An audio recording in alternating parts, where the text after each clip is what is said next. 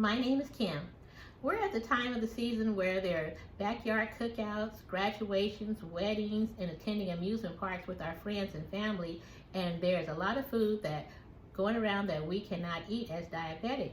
So how do you maintain your social connections without jeopardizing your diabetes care? Let's discuss some of the things which you can do as suggestions. These aren't things that you have to do, but they're just suggestions to help you out. As far as when you're invited out to a restaurant, maybe eat ahead of time at home, not where you're totally full, but that way when you arrive at the restaurant, you're not so ravenous that you're now ordering any and everything and eating more than what you're supposed to eat, or eating what you're not supposed to eat at all. That would be an idea to do, is to eat ahead of time, and like again, not where you're just full, but when you arrive at the restaurant, you can now curb your desires of what you're wanting to eat there without jeopardizing your diabetes care. When you're the cook of the family, it's kind of hard for you to just get everybody else on board of what you're now having to eat. So you would have to compromise a lot of times, and you're facing temptation most of the times because everyone's not ready to start eating all this new restrictions that you're on. So you do have to compromise with that. So, and then if you're not the cook of the family, then you can educate the person that is doing the cooking about the different things, and maybe you can help out with educating them, and they will be willing to get on board with you also.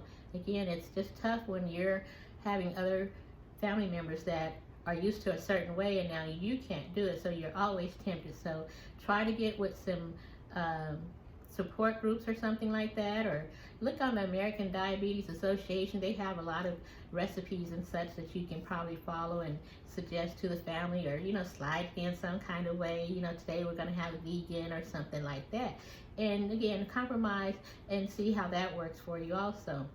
When you're going out to fast food restaurants, most of the times the food is not healthy for you at all. So if you have to eat fast food, and such as like a burger, try to eat just maybe half the bun. Or if you can just wrap the burger itself up in the lettuce with your tomatoes and such, it's more like a wrap. If you've heard of those before, try eating it as a wrap instead of having both buns, which that is a lot of carbs there. So half the bun or not at all, and just eat the burger as a wrap. You can't guarantee that when you're asking for a diet drink at any restaurant, a sit-down restaurant or a drive-through, that you're going to actually get a diet drink. So you might have to compromise on that and just order water or an unsweet tea or such. But you really can't tell until you probably drink a cup of sips or something like that to find out that it's not diet. So to avoid that issue, you just probably would drink water or unsweet tea when you're away from home. That way you're safe and not giving an entire cup of sugar.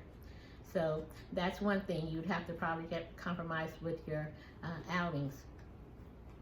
Also, there's an app called Calorie King. You can look at that, and that will give you what the calories and carbs and such are for a meal at different places. It's called Calorie King. That's a good app to look at, so you can, before you arrive to the location, or if you're all trying to decide where you're going to eat, you can look at Calorie King and see if it's something you can eat there.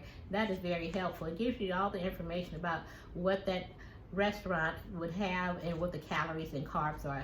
So you might trek into that Calorie King app.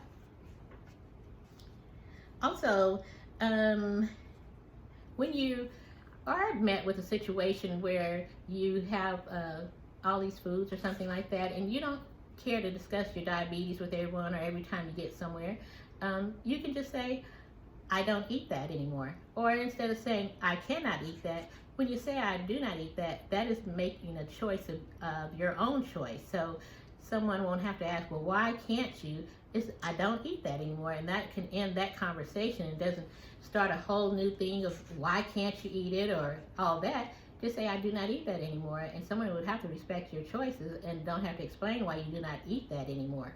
And so you might want to try that of, I don't eat that anymore, instead of I can't eat that anymore.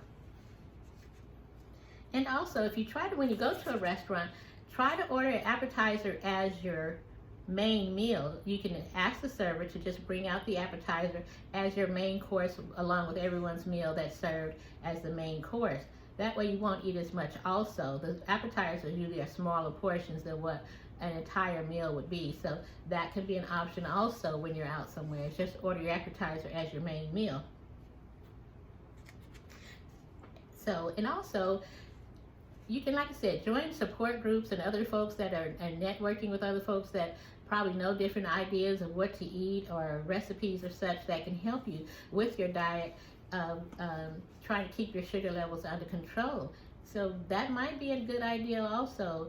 It's just always something you're learning with this with diabetes. So again, check into these different options of networking or just saying I don't, and you can't worry about whatever start thinking about you or trying to save face. You have to think about yourself. You just can't worry about if you're hurting someone's feelings because they're offering you something dish that they made and you can't eat it.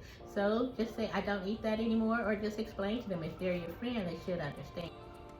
My name is Kim. Don't forget to like, subscribe, and share. I would appreciate it. Keep it moving. Thank you.